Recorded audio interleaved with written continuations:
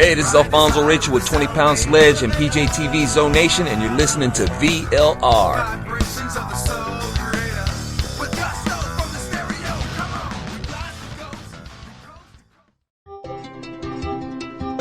At Independent Journal Review, we publish news that is objective, fair, and entertaining. As one of the top websites in the United States, it's our duty to bring the absolute best to our readers like you. IJReview.com, your number one source for news and entertainment.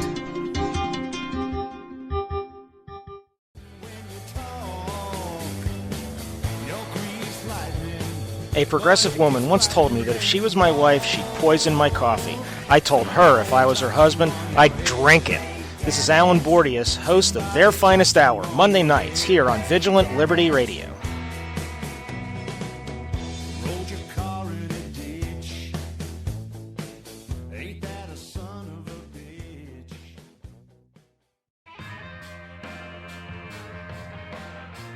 Hi, I'm Dustin Hoyt with America Our Way, and you can hear me right here on Vigilant Liberty Radio at 10/9 Central on Thursday nights. We bring you the best in political commentary from the right-wing, conservative, libertarian perspectives coming together and bringing the best content on the internet. Be sure to tune in every week for your favorite shows. Follow us on Facebook and Twitter.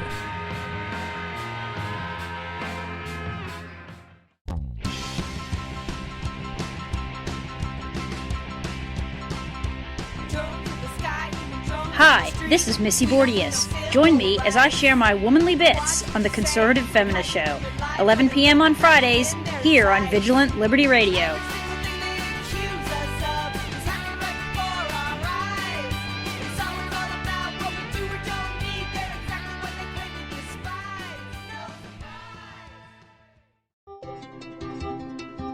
At Independent Journal Review, we publish news that is objective, fair, and entertaining. As one of the top websites in the United States, it's our duty to bring the absolute best to our readers like you. IJReview.com, your number one source for news and entertainment.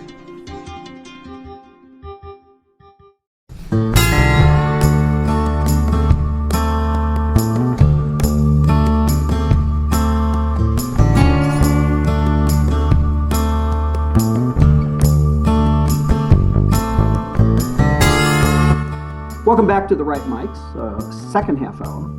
Last show of the week. Jessica, it flies. 412-567-6879 if you wish to opine. All right, before we leave John Hines Carey behind, Jessica, I sent you this clip. The Imam still defending the religion of peace, utterly rejects violence. What's the prayer thing, the Hadada or whatever? I think he's just going to have to bust that out someday in a news conference. But I just go ahead and convert to Islam and get it over with. So, listen, I don't even need to set this up because it will just depress me, and it would be just as I set up every other asinine thing that he says about the peaceful religion. But let's just go ahead and listen to Hines Carey, Imam Hines Carey, defend Islam yet one more time. Today, we are witnessing nothing more than a form of criminal anarchy, a nihilism which illegitimately claims an ideological and religious foundation. Against this enemy, we are increasingly organizing and fighting back. But in doing so, we have to also keep our heads. Obviously, the biggest error that we could make would be to blame Muslims collectively for crimes not committed by Muslims alone. Crimes that the overwhelming majority of Muslims oppose. Crimes that their faith utterly rejects. And that Muslim leaders themselves have the greatest ability to address. Religions don't require adherents to raise villages and blow up people. It's individuals with a distorted and an even ignorant interpretation of religion who do that, abetted by networks of individuals who have a different agenda and who incite and finance those actions. And we will certainly not defeat our foes by vilifying potential partners or by suppressing the very freedoms that terrorists try to destroy. Unless we direct our energies in the right direction, we may very well fuel the very fires that we want to put out. All right, so first of all, he always has to throw a big word that he's pretty sure most 9 out of 10 people listening aren't going to understand. Today's word was nihilism. That is so true, man. In damn near every speech or authoritarian, condescending commentary he makes, you can find at least one word in there where he does that. So he just is, dude. He's never going to stop, and it's again, I think it's hilarious because I don't think anybody takes him serious. Israel certainly doesn't take him serious, and again, this claim, that this drum that they constantly, incessantly beat, that they have to defend Islam every time something happens.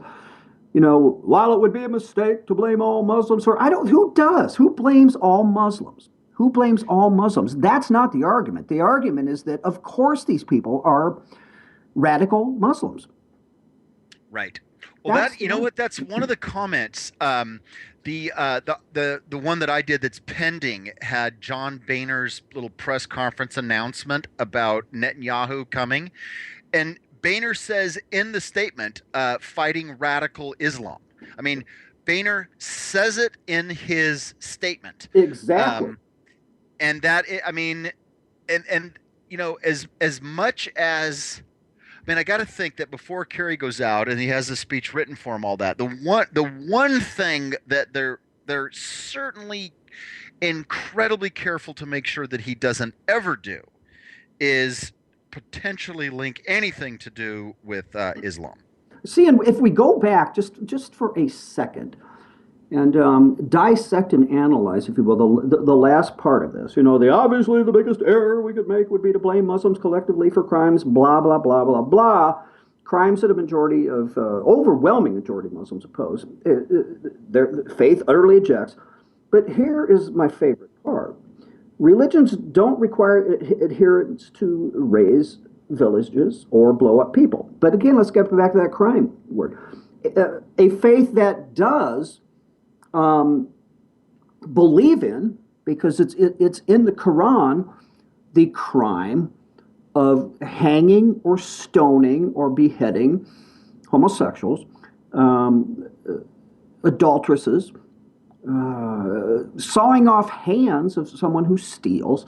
So in Kerry's mind, this is a peaceful religion because it stops at men marrying, that would be raping and sometimes killing on their so-called wedding night, girls as young as 7 years old, women not being able to accuse anyone of rape without 4 witnesses, and if they do, they themselves could be stoned to death. See, these clowns like Kerry and Obama and the rest of the left who insists on this peaceful religion crap, they don't ever want to talk about that stuff. Ever. Not at all. This is why I would just, and probably I would get kicked out of the, if I were the White House, the correspondent for the right mics, I would probably last one question. I would be thrown out, particularly.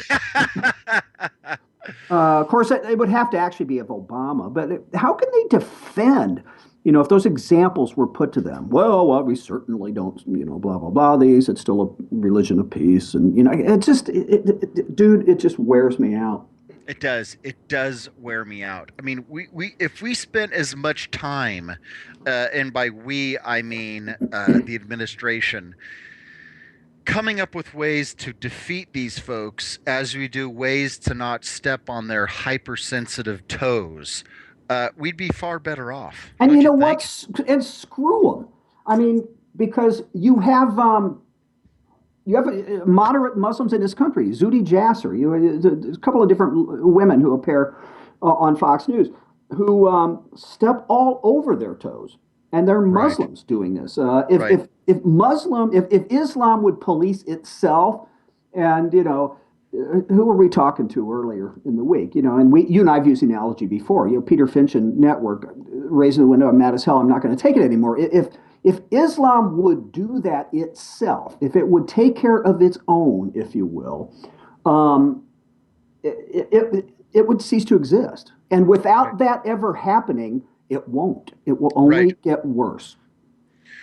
This may be the particularly important time for us to just note that when we use the word Kraut in context of the Germans of World War II, we are not necessarily maligning all residents of Germany, nor would we suggest that a majority of Germans have anything in particular against Jews or other Europeans in terms of wanting to oversee them. It's just there are certain aspects of the Third Reich that have these sort of opinions, but in no way whatsoever is it reflective upon the German people as a whole, who are decent, kind, and good persons. No, and you cut out for, I want to say 4 or 5 seconds there, so I didn't hear the whole thing, but I think you and I are thinking about the same thing, because what I think, the way you started that, Nazis were not... all Germans were not Nazis, but all Nazis were Germans, and that it does not reflect on the German people. And it did not at the time. Even majority of German soldiers, the German army weren't comprised of Nazis. But I have a thing that they've talked about for a decade, and it's deep-rooted in Deutschland, called German guilt. They still feel guilty over what the Nazis did in World War II. You're never going to see that, or at least in maybe my lifetime, you're never going to see that, in my humble opinion, among the world's, 1.2 or 1.6 billion Muslims. It's not happening. Well, no, and you see those, here's the thing, is you see those polls that, in some cases, 70, 80% of residents of Turkey, Pakistan, even parts of Southeast Asia, the Muslim parts, they're on board with Sharia law. They're on board with the death penalty for leaving the religion. They're on board for honor killings. They're on board for female circumcision, all those kinds of things. They may not be perpetrating those.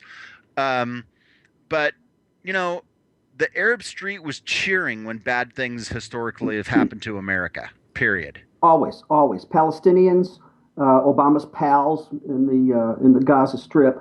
On a related note, the UK has ordered flags flown at half-mast over the death of King Abdul. Is that his name? Abdullah, right. Abdullah, I think. Anyone who, first of all, just think about that, okay? And I'm sure if it hadn't happened, you would have hundreds, if not more, British Muslims, many of them radical, dancing in the streets in protest until the flag were lowered. But anyone who knows anything about Wahhabism, the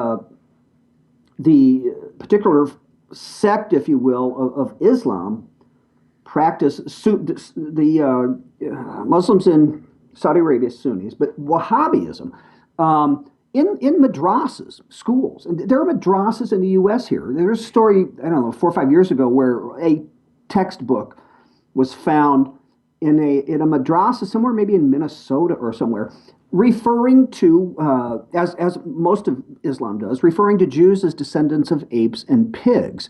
So here we have, the king of Wahhabism dies, and we have Great Britain flying flags at half-staff. It's almost as if all of that stuff. It's not almost as if it is if that it's just papered over.